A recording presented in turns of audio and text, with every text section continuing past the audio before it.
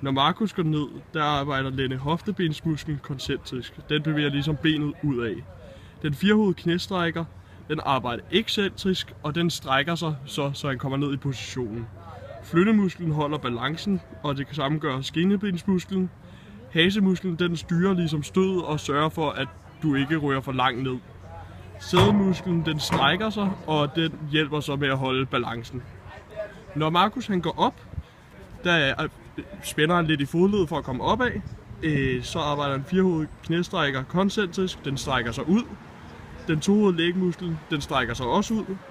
Og hase- og sædemusklen bruges således, at de gør, at benet bliver kigget tilbage i positionen, efter du har lavet dit launch. Og det er også her, du får ondt i benet, efter du har lavet den her form for træning.